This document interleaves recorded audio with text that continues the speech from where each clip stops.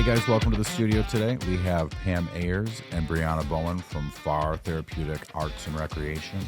Welcome to the studio, ladies. Pam, why don't you talk about your journey into FAR Therapeutic Recreation and Arts? Well, first of all, thanks for having us. We're very excited to be here to share a little bit more about FAR and what we do. My name's Pamela Ayres. I've been the president of FAR for 12 years. We provide creative arts therapy for people with disabilities of any age and any diagnosis. We've actually been around since 1951. Wow. So people are always surprised by that because they're like, they've been doing creative arts therapy since 1951.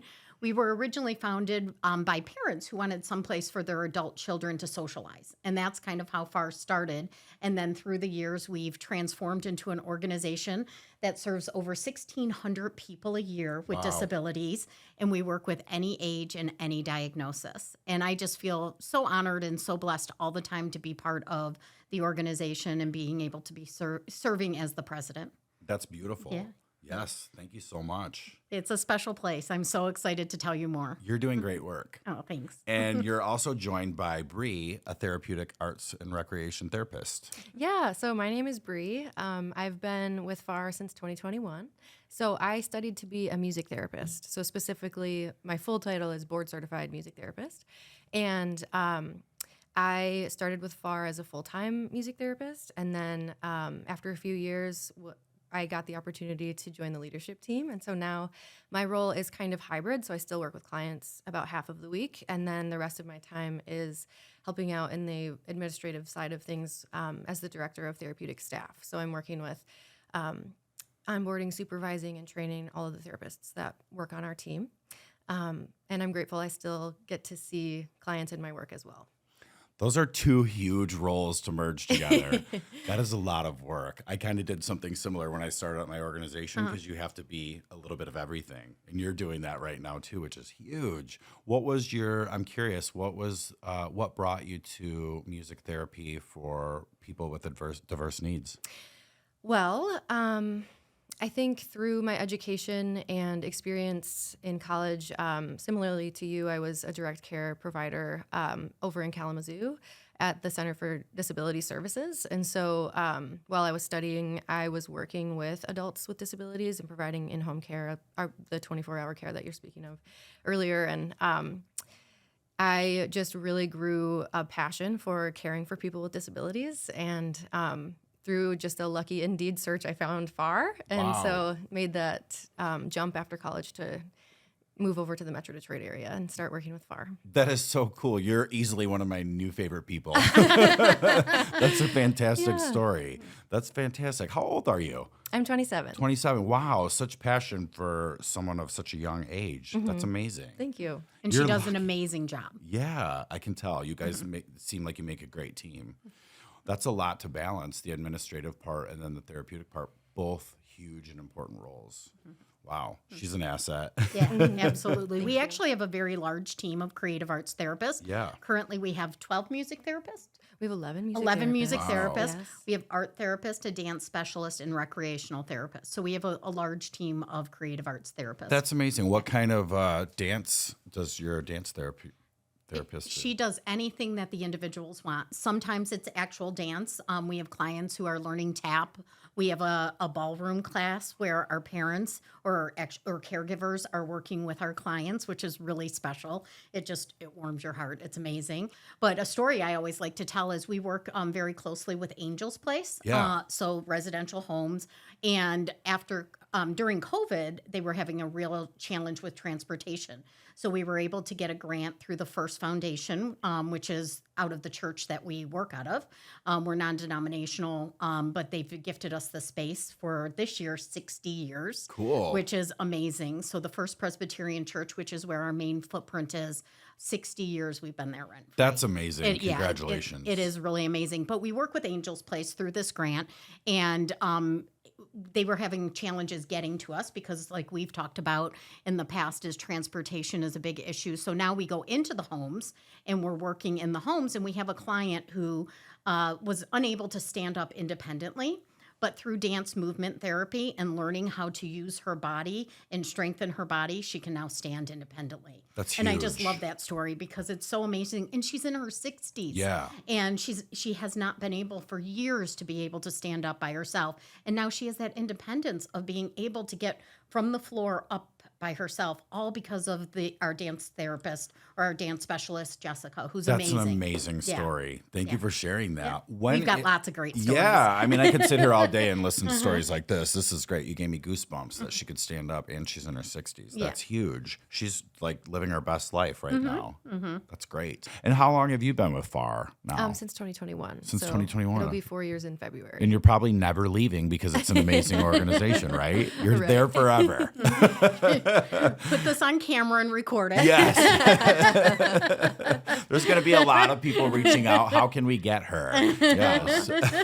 And I'll just send them the recording. Yeah. Prior to COVID, actually, I'm not. Post COVID, I was bringing in a music therapist here to the studio, and we would bring in a group of young folks on the autism spectrum, and that was very successful. We did a couple of art and music therapy programs here, just cool. on a smaller scale, just what I could provide, with the space that I had and the resources that I had. But that's huge. We had a young man that came in, and his mom didn't think that he was going to last 5 minutes during that art experience. And he stayed for 3 hours Really? and never got out of his chair. And this is a guy that needs to get up and stim all the time. And I said, when I talked to Mom, I said, just give it a chance. And she drove an hour out. And I said, if he wants to stay for 5 minutes, cool. If he wants to get up and he wants to walk around the building, cool. We can accommodate that. He doesn't have to sit in that chair the whole time. We just want to provide opportunities to him, and whatever he's comfortable with, let him, explore that. And so we went with that model, and it worked. He was cool with sitting there. We put on some therapeutic music on the TV, just searched it on YouTube, sat him down in the chair. Well, he sat down in the chair, and like I said, he never got up for 3 hours. And he found that he was very passionate in playing with model magic. That was he loved it. And then pair it with the music, and then I'm always one for supplying the treats. So we had some Rice Krispies treats and different things like that, and that was the winner. He was in. So a little goes a long way if you're just willing to give it a try. So yeah, what can you say for families looking to find their way over to FAR? Well, they can visit our website, which is far-therapy.org. And they can give us a call and we can set up an evaluation. We have very limited availability right now because the growth of creative arts therapy and people really understanding the impact. You've probably seen the Wall Street Journal almost every week has something about the power of music. This past week, they had a beautiful article about a kid who's on the autism spectrum that wrote a whole symphony in his mind. I don't know if you saw that. It's unbelievable. If you have a chance, I'll send you the Beautiful link. stories. It's I did send it to you. That's right. It's an amazing story. So there's so much more research going into creative arts therapy. So people are understanding the impact. So the need is much more. And that's really, we have a big need. Even though we have a large therapy team, we probably have a need to hire 5 more people in order to really fill the needs that we have out in the community. Because not only do we do private therapy and group therapy at FAR, we make a huge impact in the community with what we do in Angel's Place, which we talked about. We also work with girls at Vista Maria. And then we're in 18 different school districts and over 40 schools. That's huge. What is, can you speak a little bit about Vista Maria? Yes. Do you want to cover Vista Maria a little bit about the therapeutic part of Yeah. it? Okay. So Vista Maria is a residential facility for adolescent female individuals who just need a landing place. So whether they've been a victim of violence or sexual abuse, or if they are in the foster system to some capacity, Vista Maria is a facility where they can go and find the support that they need. So we have a music therapist and an art therapist who go on site at Vista, and they provide one-on-one therapy in some of the buildings. So there's a few different residential buildings where we go in and provide that one-on-one therapy. In addition to all of the services they already have on site at Vista, they do a lot there to provide care for their individuals, but we also send our music and art therapists there. That's beautiful. Have you performed over there? Have you worked with the folks over No, there? no, I haven't. I've visited and Well, because you don't have enough on your plate. right, it's not one of my contracts. Yeah.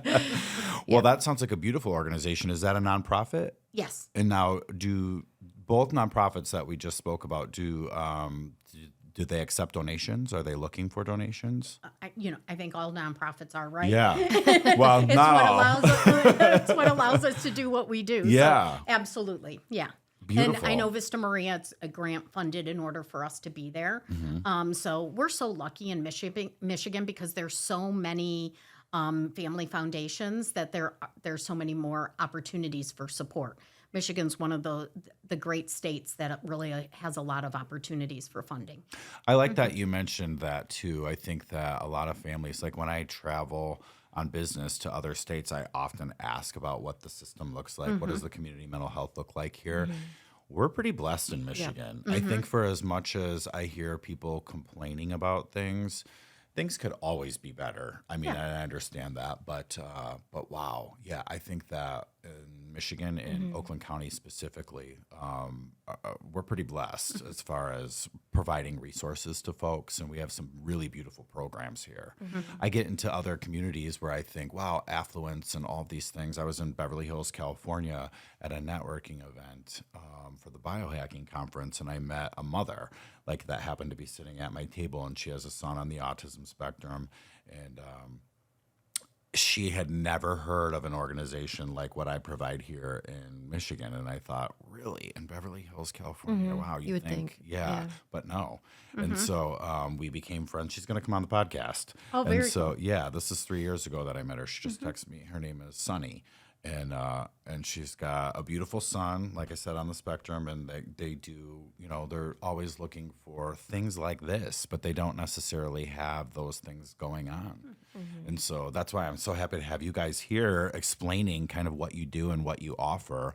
And even though you don't, you're kind of at capacity, do you have any resources for people that might be looking for what you provide but can't get into your program? Do you have other resources for them to explore?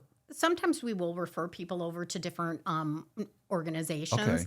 but there's not a lot of organizations Right. that do what we do, especially all the different therapies under one roof. Yeah. And something that I like to share is when you were talking about opportunities and stuff, so many other organizations, you age out of programs. Yeah. The thing that I think is one of the most special parts of FAR is that you never age out. And for our friends with disabilities, that's really important because change is so difficult for them. So we have a client who she started coming to FAR when she was 10 years old, and she's 73. Wow. And she's been coming to FAR. She did leave, and she always makes sure I tell everybody she did have to. She went and lived with her brother for 10 years, but then moved back to Michigan. But she's been getting services, and there's a lot of our clients who have been coming to FAR for over 20, 30 years. And that's super important because it's so difficult on individuals with disabilities to be like, okay, I've been getting music therapy somewhere, and now I'm 18, and now I can't. And, we're a safe place where people develop friendships and they feel like they not only fit in, but they belong. Yeah. And that's something very special. I love that. And our families experience so much change already just through the caregiver network. It was very hard working with families when I started up my organization because they became so attached to some of my caregivers that I hired through the organization. And you meet a lot of people, they're amazing, and you think you're going to have them forever, just like you're never leaving FAR, right? But things happen. I've had employees get married, they get engaged, they move out of state, they go on maternity leave, and then they find their niche in motherhood, and they all end up returning back to the workforce, and things like that. So overcoming the challenge of change is tough, especially for our individuals, but the families too. Yeah. And like you mentioned, I love that you can go to FAR forever. You know what I mean? Because even with school, you age out at 26, and a lot of folks just don't have a meaningful day after, they've turned 26 and they've aged out of school. What does that look like? Because not everybody fits the model for competitive paid employment. Right. And we've seen a lot of cuts in day program funding, and day program for people that don't know is more along the lines of providing meaning to people that have aged out of the school system, where that could be anything from volunteering into the community at the Salvation Army. Not everybody, like I said, can get a job at your local Meijer or Kroger, your grocery store, or big box retailer. And so that's why I like that people have the resources of FAR, because they can find creativity and meaning in their day and their evenings through your organization. That's huge. That's a big service. It's also really great for parents and caregivers because they are together then and they have an opportunity to bond. Yeah. And we have a family lounge that a few years back we put in because we found that parents were sitting in front of the therapy room of their individual child, and then they weren't communicating. So now we have this beautiful family lounge that Variety, the children's charity, helped us actually renovate and get. And it's so great when you walk by on a Thursday night and you have 12 parents in there and they're laughing and talking and sharing information and talking about doctor's appointments. And it's just nice for them to have a community too, where they can connect. And Good point there. Sharing information is huge. And Yep. a lot of parents find themselves without resources and without connection. And they just feel alone on their own island. And I noticed when I was starting up my organization, I was becoming a bridge for parents to just connect. I'm like, you should meet so-and-so. You guys have a similar story, and it's good for families to connect like that. You'll feel less alone and less isolated. And that's great. You guys are like a one-stop shop. You're my dream organization. I love that because I looked at putting together so many different models when I was starting up my nonprofit, and all those things mean something to me because I've been connected to the field for as far back as I can remember. I was doing volunteer experiences just as a young person in junior high with my neighbors through the community, working with people with disabilities. So it's just a network I've always been a part of. And so when you see organizations like yours, you can't help but get enthusiastic and be inspired. And those were things that I was looking into, providing skill building. That's huge. We need folks that there's a lot of folks out there that are looking to work on skill building, which is safety skills, social skills, monetary skills, all those things. Everybody's looking to provide meaning to their day and enrich their life. I like that. You guys offer a little bit of everything over there. It's like there's nothing you guys don't do. well, That's why I want to help with the transportation. Okay. Obviously, you guys don't provide 24-hour in-home care, but people that do. no, but we have clients who can't get to FAR. Right. I told you about our client who's 73 years old, who's been Yeah. coming to FAR since she was 10. I have a friend who picks her up every Monday Yeah. and drives from the far part of West Bloomfield to her home to FAR, sits in the car for an hour and 45 minutes while she has back-to-back therapy sessions, and then drives her home. And she's driving this individual over 50 miles Yeah. a day. And if it wasn't for somebody like my friend Janet, who's an amazing human being and really caring, our client would not have an opportunity to come to FAR. Yeah. And so transportation is a huge issue Yeah.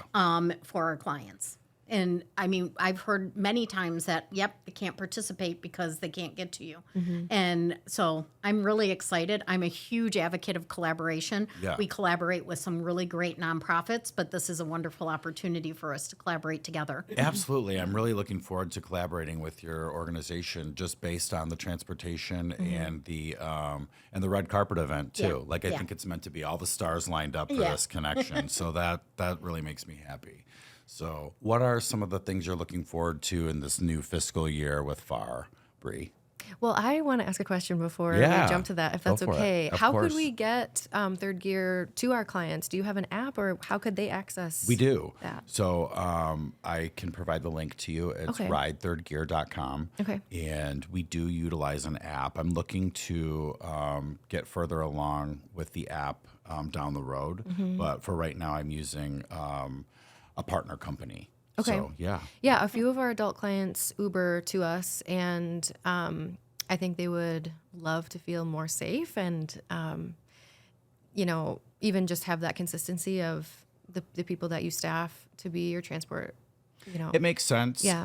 The goal with our transportation organization is to provide safe drivers for the individuals that we support, the individuals in the community looking to get to, their destination, and that might have diverse needs. And so I think the difference in our transportation organization and other organizations is our transportation network is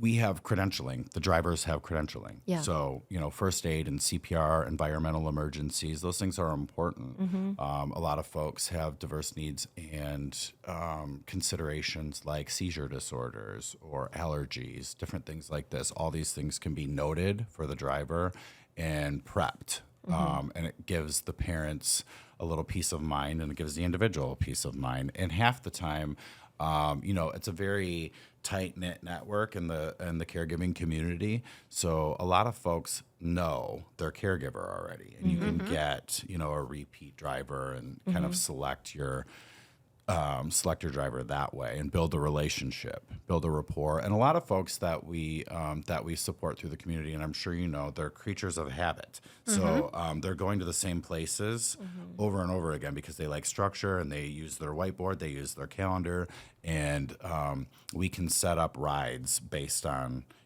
that structure. So I think that provides people a lot of peace of mind too. It's like, oh, I can get this driver on this day. Absolutely. Yeah. What are the size of your vehicles?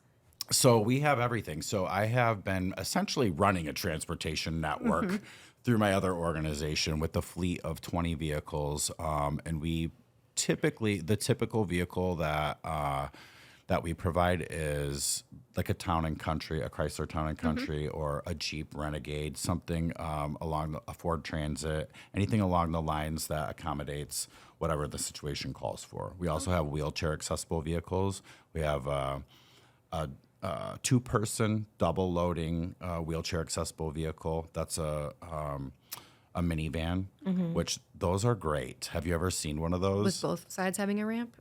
No, through the back. You go through the back, and it's got a ramp that comes out the back, a spring-loaded ramp. I'm not a huge fan of the electric lifts. I don't know why I get anxiety about those because just, I'm floating up. It's just wow. I mean, in the wintertime, Yeah. one of those things shorts out, and then you got someone suspended in midair. It drives me crazy to think about it. So when I found the new models with the spring-loaded, you don't have to worry about the electricity and all that. I'm just like, perfect.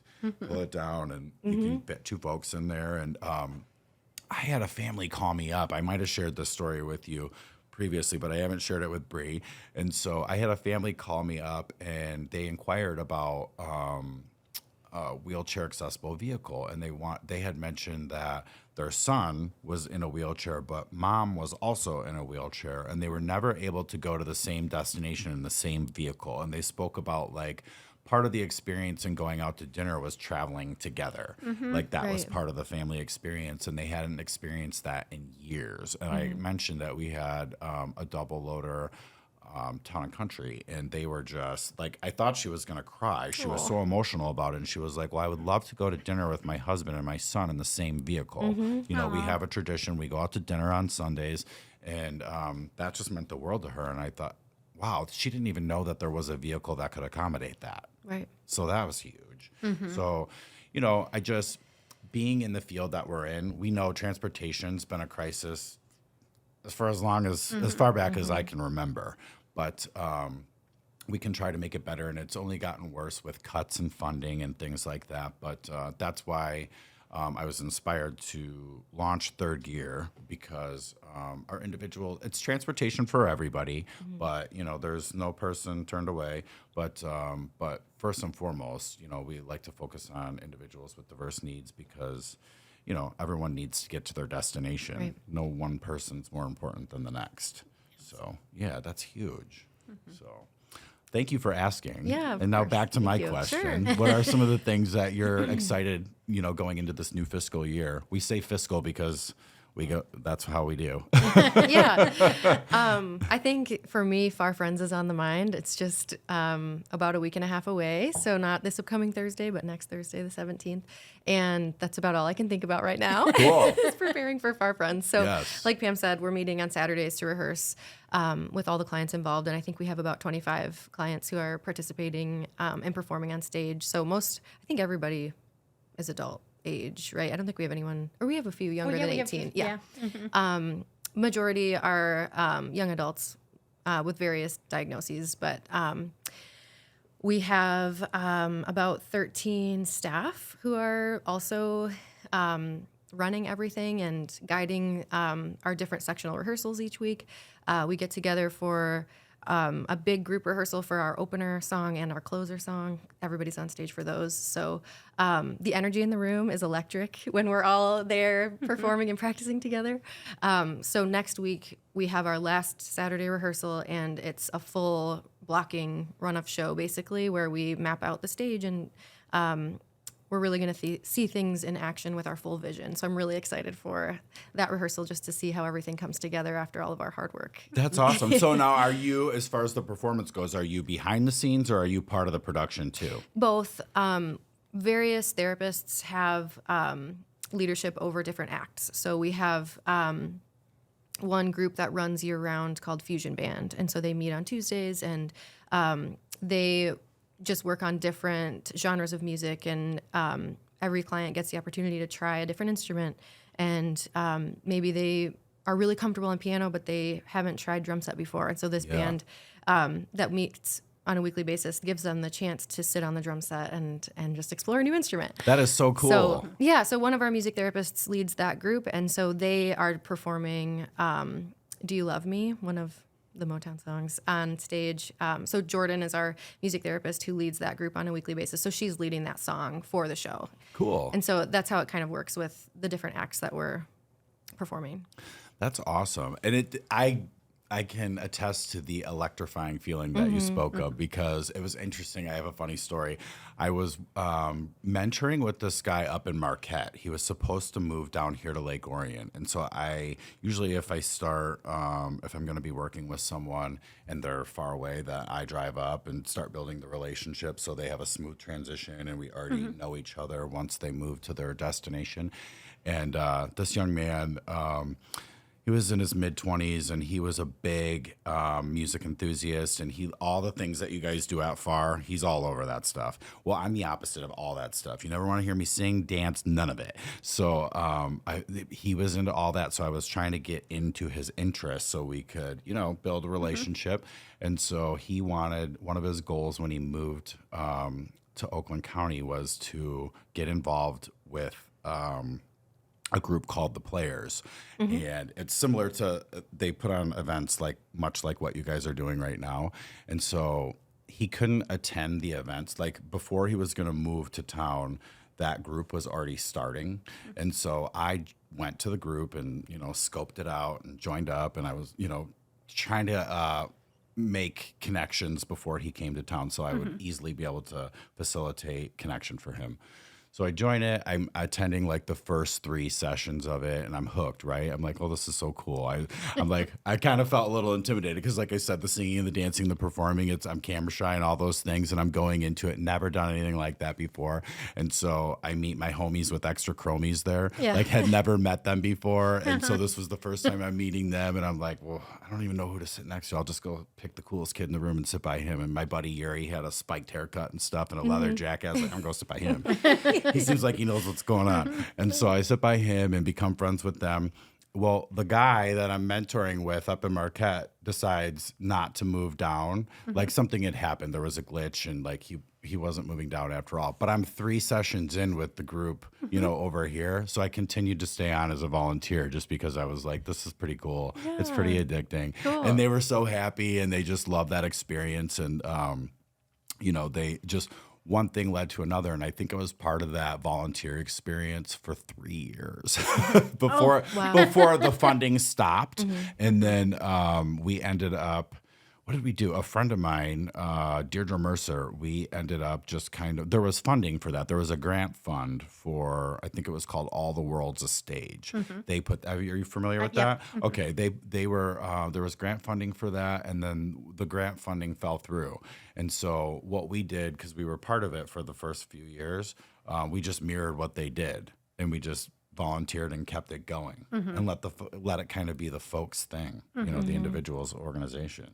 So so it was pretty neat. And then we kept it going for as long as we could, and then it transitioned off. But now that I have connections like FAR and all these great events, they're probably already in the mix on this. These guys know, they know where all the action's at. Yeah. So it's pretty cool. Yeah. There's so much crossover. Right. I mean, yeah. Yeah.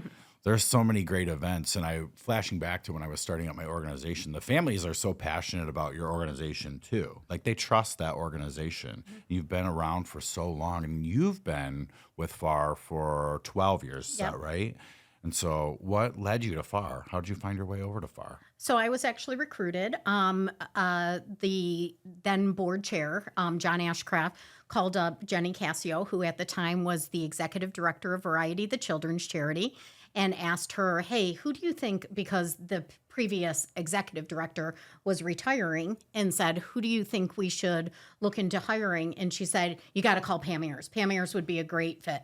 So they interviewed me, and then several months went by, and I didn't hear from them because they decided to do a big search. And then I got a call that they wanted to hire me. So my background, I actually lived in New York for 10 years, studied theater, went to the Academy of Performing Arts, did a bunch of commercials and industrial films and theater my whole life. So it was the perfect job. Yeah. Because I love performing arts and I love music, and it just was like, oh, but then I get to make an impact at the same time. And it was like the perfect meaning for me. Like That's awesome. This is my meaning in life. Yeah. I just love our individuals with disabilities are the coolest people. And to be able to provide them creative arts therapy is just, it's so special. I was going to say, I didn't know that all of your background there, but it makes sense as I've gotten to know you. You have great camera presence and a great speaking voice. She should have her own podcast, don't you think? No, I'll just come and visit you quite frequently. Every time we have something new going on. Or you're going to make a great co-host. I love this. Wow, New York for 10 years. What was that like? It was wonderful. I mean, I moved there in 1989, stayed there for 10 years. Loved my life there.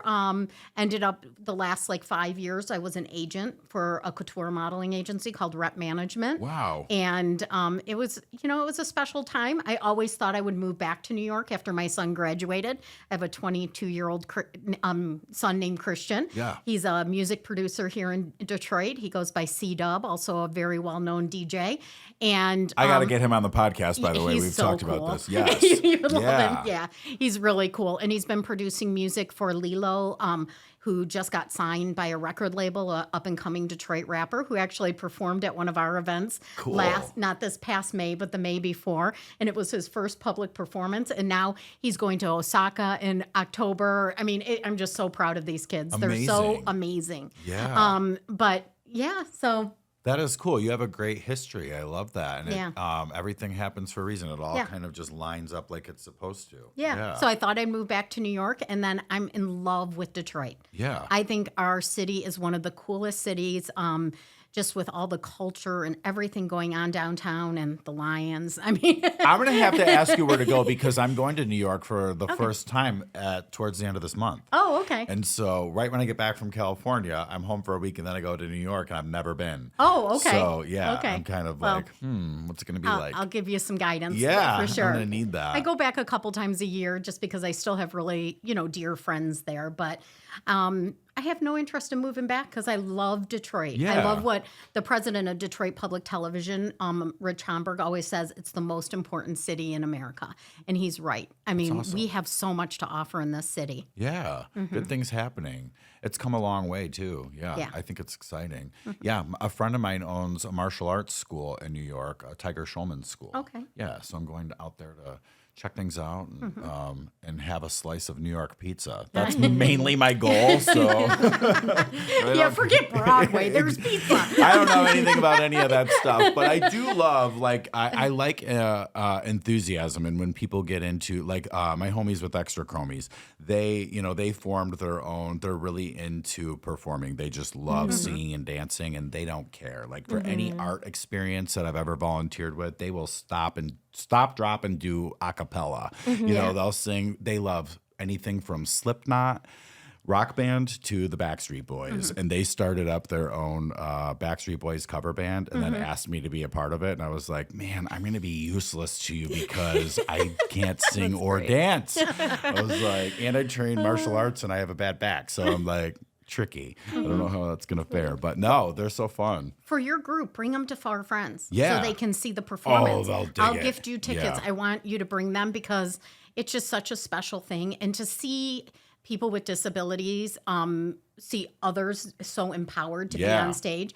Performance is not part of everybody's therapy plan Right. at FAR, but for those it is, it makes a huge impact. Yeah. And it really makes a huge impact on the family as well. It's a huge commitment to do this event. I mean, parents have to get their kids every Saturday morning, sometimes as early as 9 a.m. to FAR, and stay until sometimes noon. That's So an amazing it's- point you're making right there, too, is the commitment from the families. Oh, my God. I have got to brag about the families that I work with.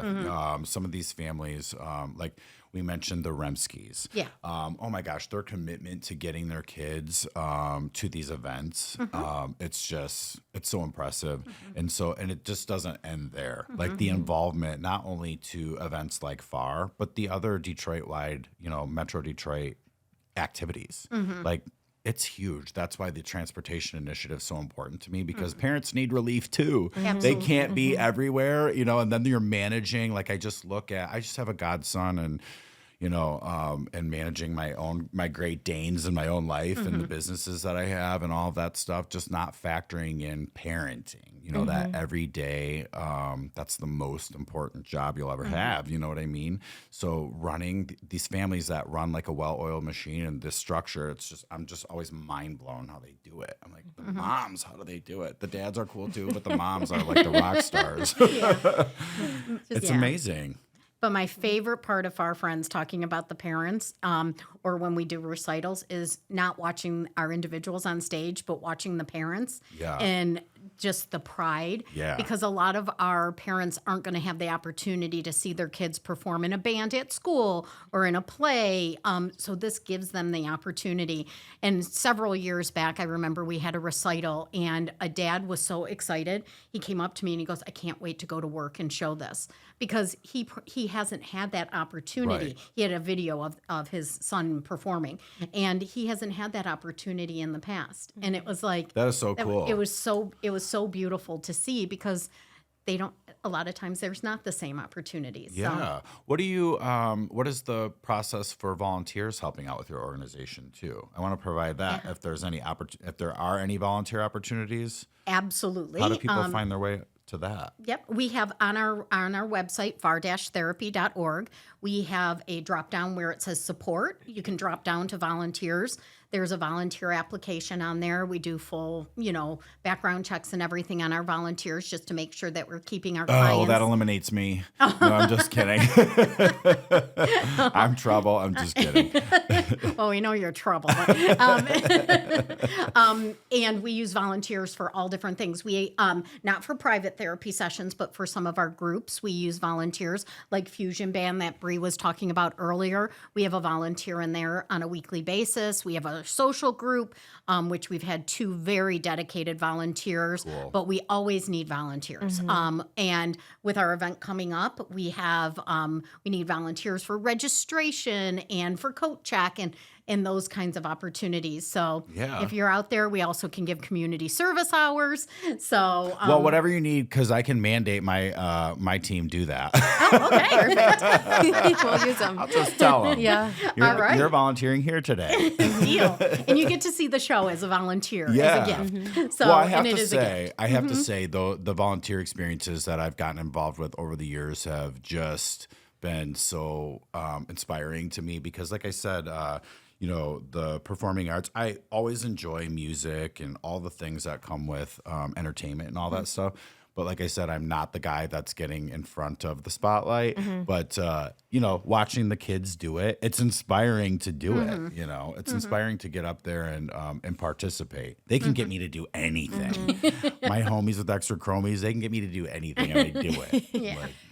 And on that note too, many of our therapists, even though we've studied music and we have to go through a lot of like performing arts in our own education before we get to the therapy part, a lot of us are camera shy and have performance anxiety, including me. Like I don't enjoy being in front of the spotlight and stuff. So it's so funny how yes, we provide the empowerment and the support and the logistics of getting our clients on stage, but then they're the ones who inspire us to be confident and be okay. And like, you get it. Because we're backstage, we're like in the wings and talking to our groups like, okay, are you ready? You got this? And they're like, yeah, I'm good. Don't worry about me. And I'm like, okay, I need to take a deep breath because I'm really nervous. You get me then. And I have to laugh because I wouldn't think that you had any of that going on at all. Because most you have of us great, do. Well, and we go into our education and training and a lot of it is like, okay, you're preparing for one-on-one therapy. So the room's going to be closed.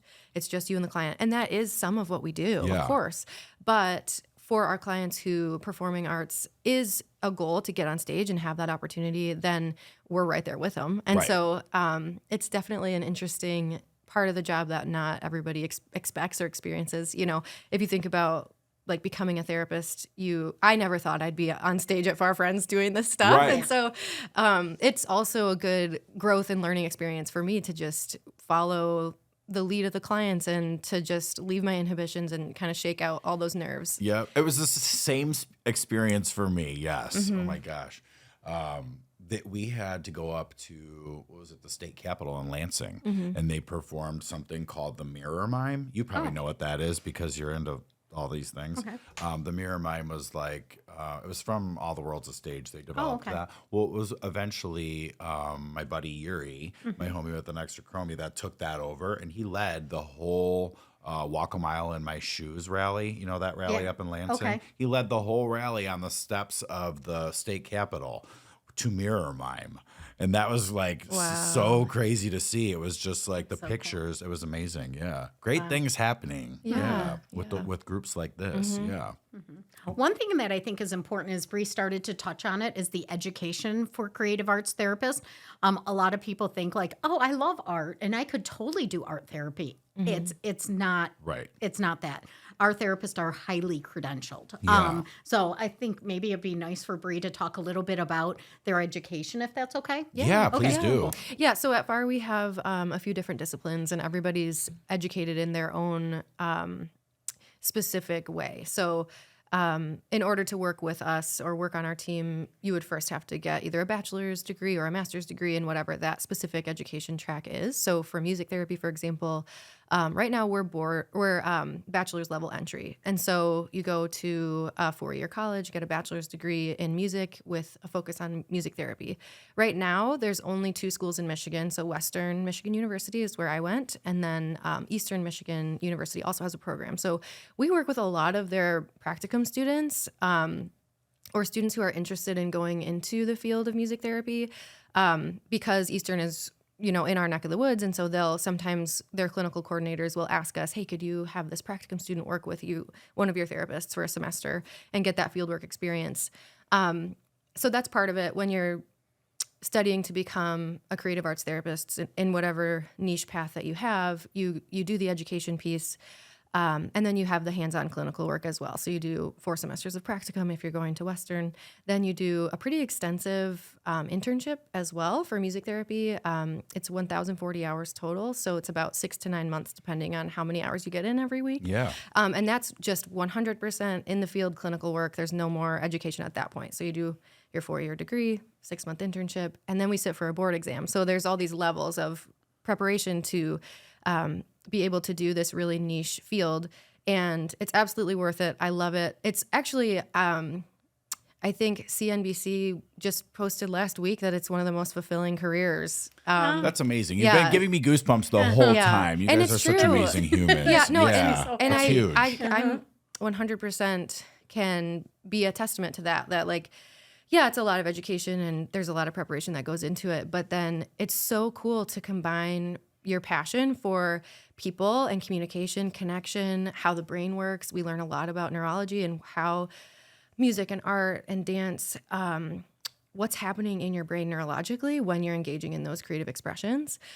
So getting to combine that really cool science that's research-based, evidence-based, and legit, and pairing that with music making and just being able to connect with a human through making music together, you know, and that can look very different from client to client, depending on their abilities or their needs or their interests too, right? You might have somebody who loves, what was the death metal band that they went to go see, you know? Megadeth. Yeah. You could have it. somebody who's like thrilled about that music, and then an hour later you're seeing a client who loves Sesame Street. Like, so for a music therapist, there's this huge range of like, first, you know, music is it's a spectrum of its own thing. Like there's so many different styles and genres and elements of music that we can adjust and dial into to meet our clients with whatever their interests are. So we could be listening to music or playing music, writing our own songs. We could be doing a meditation where I'm guiding someone through imagery to help them with relaxation while listening to a really peaceful song. Yeah. You know, so there's so much that happens in a music therapy session. And I think I should digress if you're also interested in learning about the career path and education track for art therapy, because that's a completely different thing. So, you know, I very quickly will dive into my excitement of talking about music therapy because that's my field and my thing. But art therapists have their own beautiful world of their education track, and their work and their practice is different too. But I think ultimately the way you can think about creative arts therapies is we're all therapists who use a different tool. And so I'm a music therapist. I'm going to use music to reach my clients. And we have art therapists who use art and visual art creation in all different aspects to reach their clients, right?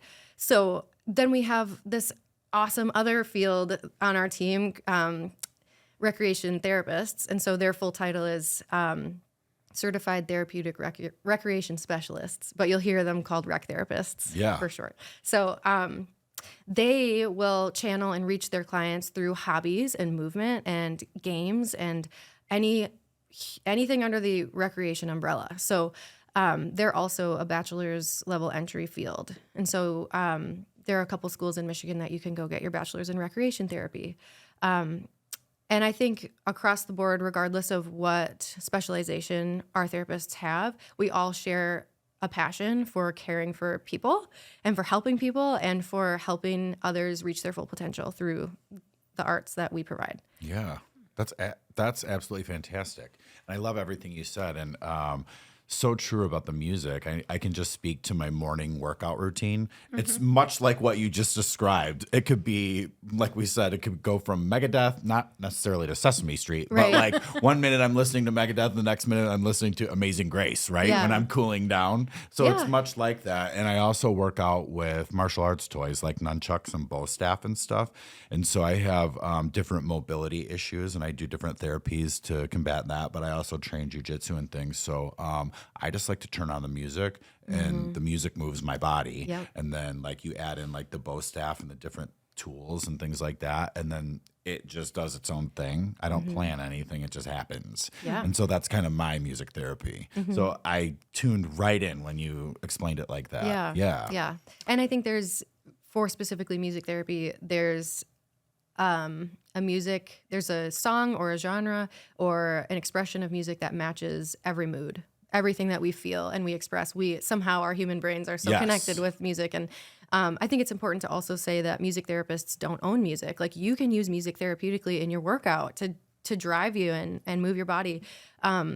So there's this sensitivity in the music therapy world sometimes where the therapists are like, you know, only I can do music therapy because I'm credentialed, you know, but we can empower people to use music as a therapeutic tool if they can't access music therapy sessions, whether that's financial or there's some boundary, transportation's a boundary, you know? So what we do in some of our school settings, I used to work with the West Bloomfield Transition Center for one of my contracts. And that's a center where they have specialized education for people who are 18 to 26 years old. After they graduate high school, they go to the transition center and they learn job skills. And many school districts have these transition centers and programs. So they learn job skills. And part of what I would do to cater my music therapy services to what they needed and were interested in was teaching them, like, how do you build a playlist that is going to reflect the activity that you're doing? So teaching them, like, okay, if you want to work out, are you going to listen to this song or this one? And we would listen to both. And then they'd say, my body moves best with that song. Yeah. And it's different for everybody. So we personalize the playlists and specialize them. They can write out their own playlist. You know, you can show them free apps like Spotify. They can make an account and they can create playlists and name them. And that is so funny. I'm tuned into everything you're saying because even when I started up my business, I went on this like personal spiritual journey, and music was such a key part of it because it explained everything that I had been through leading up to that point. And I created what I called my soundtrack. Yeah. And so like that's what I called it. I know the kids call it a playlist, but I'm old, so it's a soundtrack in my world. Is it on a cassette tape? I do have that giant cassette tape up there. Trust me, I will make a mixtape like nobody's business. But no, I had my playlist. I still have it. I still listen to it. And it goes anywhere from AC/DC to, like I said, there's Amazing Grace, Tom Petty. Like the list goes, Kesha. Like the list goes on with the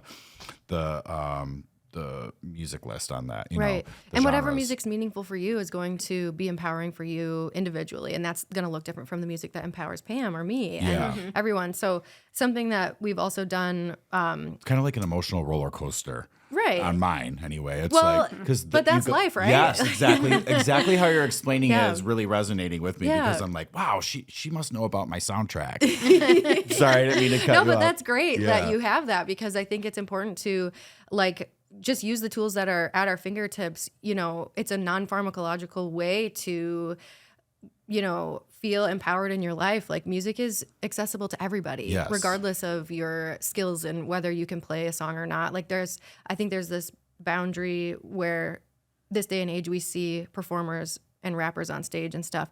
And we've kind of separated the musical experience from like a listener, an audience member, from a performer. Yeah. But if we go back all the way to the beginning of time when humans were communicating, we start with sound and song and communicating through rhythm, and music is an expression and just a part of the human existence. And so even though today some people might feel nervous to say like, oh, you don't want to hear me sing. You know, you hear that all the time, and that's how a lot of people feel. You really don't want to hear me sing, but I get what you're saying. You know, if you can place yourself in a safe room with a music therapist who allows that vulnerability to come out, like it's really incredible what our bodies already know with creating music. And there's a lot of cool tricks and tools that a music therapist can apply to help someone engage with music who doesn't have the education or skills to, you know, the traditional training of music. So there are like a lot of little tools that we use where it doesn't require the client to have any musical background, and they can still feel like they're making a song with you. And,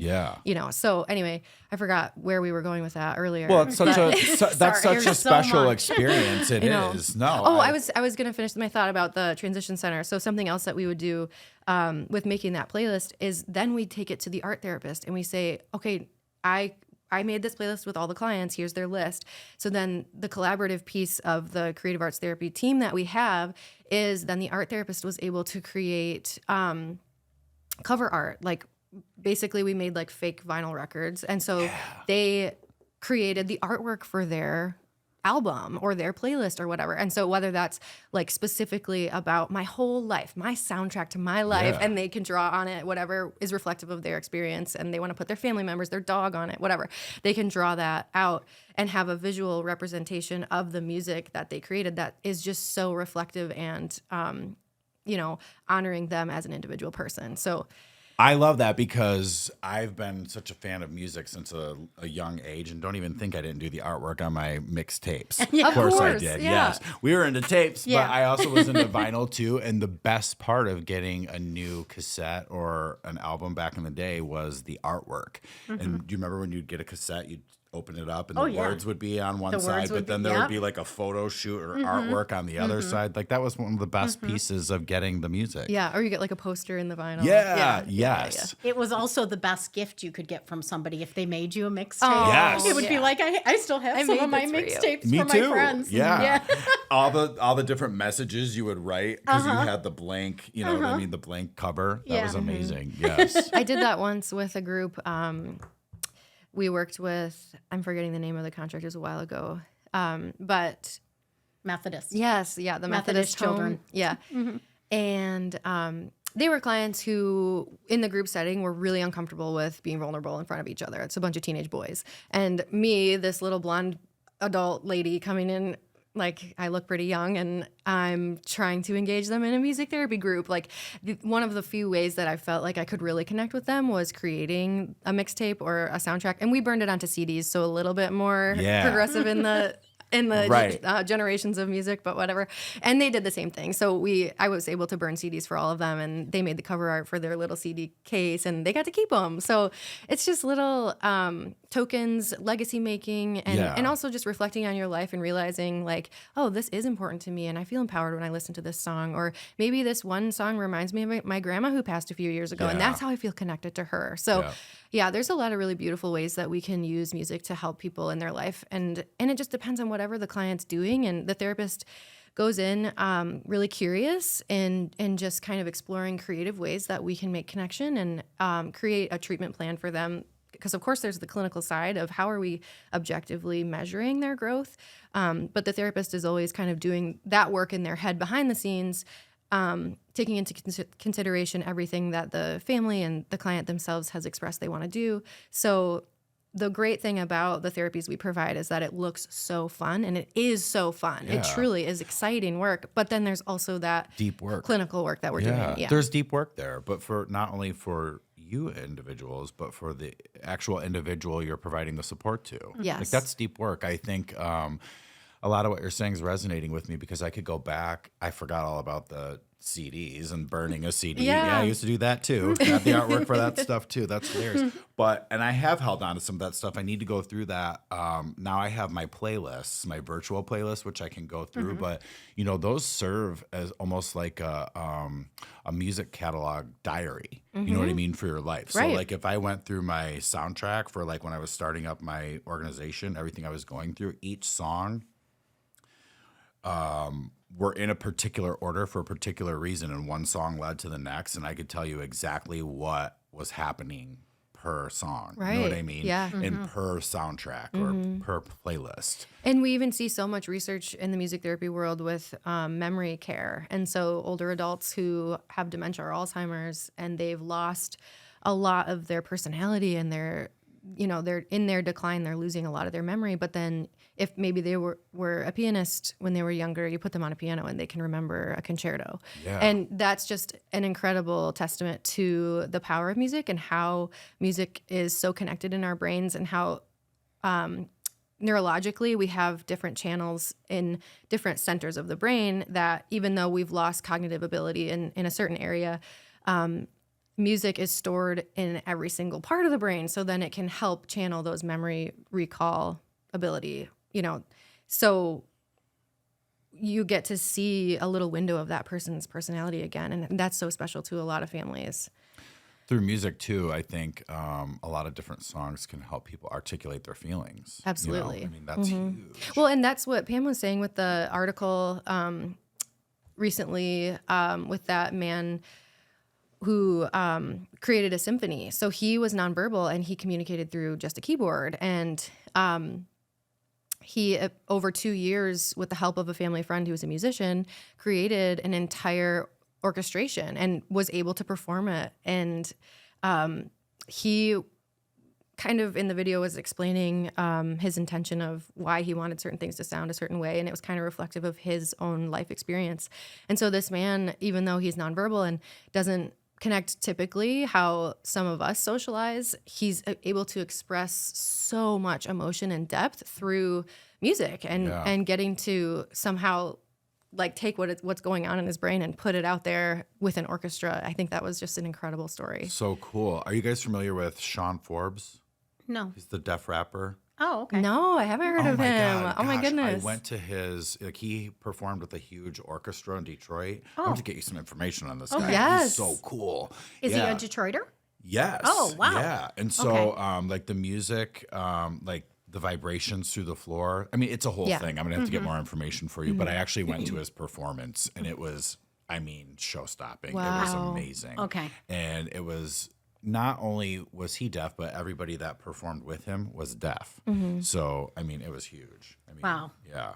It was very inspiring, and yeah, that opened up my eyes. I have a good friend with a deaf son, and so the deaf community too can experience both deaf and nonverbal can experience therapy through music. Absolutely. Absolutely. Yeah. I Yeah. think that might be lost on some folks, but Renee Fleming, the opera singer, amazing soprano. Her foundation is putting a lot of money and research into music therapy. So if anybody's listening and they want to really hear some of the stuff that they're researching, and she's working with the gentleman who wrote "This Is Your Brain on Music," "This Is Your Brain on Music," and who just came out with another book. But the research is just unbelievable, and her website just really explains why she's doing it, the impact of music, and it's so nice to hear that somebody's so dedicated to it that they're putting, money to back it up so we can get even more research. yeah. Oh my God, so many cool things happening. You guys have got me all inspired today. I'm going to go through all my playlists when we get out of here. That is so cool. But I like what you said because it's just like it's a music catalog, but that serves as a diary. I mean, I can go back and like experience, memories through that music. It's huge. I think that what you're doing is just, it's phenomenal. You're doing such great work. And the co-treatment with our therapist is really important. Like Bree said, how she worked with the art therapist and the music therapist collaborated together. We have a client who comes to FAR. He comes for 7 different sessions a week. It's his safe, comfortable place. Yeah. It's where he goes. And he's obsessed with Bruno Mars. Loves Bruno Mars more than you can possibly imagine. So he's learning to play Bruno Mars songs on the drums. He's also dancing with Bruno Mars. So he basically, his therapy is incorporated through Bruno Mars. Yeah. Which gives him so much joy and happiness, and he loves it. Yeah. But it's so great to see our therapist be able to kind of co-treat and work together and say, okay, what Bruno Mars song are you working on? Yeah. And they light up when they talk about it because it's just so cool to see. Well, I've he found- tap dances.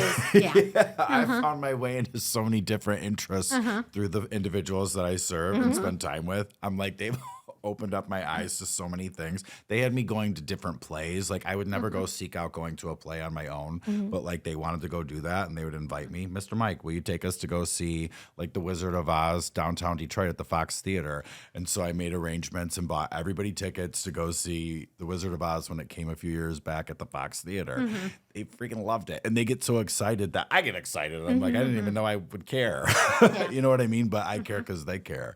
And then they get me, just involved in all kinds of different things. And I find it exciting when people get excited about the things that they're interested in, like the individuals that we support, like your guy into Bruno Mars. Yeah. Like I had some of my guys are into like the boy bands, my homies with Extra Chromies. They love the Backstreet Boys. I mean, like we nearly had a fallout because I got that wrong one time and I referred to like the lead guy as Justin. Well, he's not in the Backstreet Boys. Like that's a no-no. But they were that passionate about it that they had to call me out. I got kicked out of the boy band group. Like they kicked me out over that. It was like I got bumped to security, I should say, actually. I had to earn my title back. I was like, trust me, you don't want me to be part of the group anyway. I have nothing to offer. So no, I love it. I love the passion. You guys have me all inspired today. I love I think the power of music is huge and limitless. I think that's great. You guys are doing great things over there. I'm so excited to collaborate on. I mean, like the sky's the limit. My wheels are just turning now. I can't think straight. Good. So cool. Well, thank you, ladies, for coming to the studio today. I really appreciate you taking the time to come out here and share everything that you've shared today. It's so good. Thank you for having us. Yeah, absolutely. Is there any, we covered some of the social media handles, but if you want to touch again on where people can find FAR Therapeutic Recreation and Arts, maybe make a donation or become a volunteer. Absolutely. So FAR is located in Birmingham. That's our main footprint, but we also have another location in Macomb County, and we do music therapy out of the DSO in Wayne County. So if you're looking for therapy, you can visit our website, which is far-therapy.org, or our phone number is 248-646-3347. You can also follow us on social media. We're on Instagram. We've got a great YouTube channel. We're on Facebook. And yes, we do need volunteers and always donors. So, Beautiful. yeah. Do you have a Instagram handle? Just through FAR's Just through FAR. platforms. Got it. Yeah, Okay. yeah. Just But wanted to make even making a shout out for any creative arts therapists, music therapists, art therapists, recreation therapists. If you are looking for a career jump, or if you're in the Metro Detroit area looking for work, just contact us, and we're always growing our team. It would be great to have some more creative arts therapists join Thank you for us. that. I was Yeah, going to ask yeah. you to give that a shout Thank out. you, That's yeah. perfect. Yes. And like we talked about, Detroit is a really awesome city. So if you live outside of Detroit and you're interested in an internship, we have a great internship program. And or if you're interested in relocating to one of the coolest cities in America, we can interview. And if you're willing to relocate, we have opportunities Well, for thank- all the different creative arts therapies. That is amazing, and thank you so much. You guys are two beautiful resources. I hope that I look forward to making a huge impact with you guys. Thank This you is so much for amazing. having us. Yeah, thank you absolutely. so much, Mike. It's been great Of chatting with you course, today. I'm so happy you guys came out. Thanks. This has been a great day.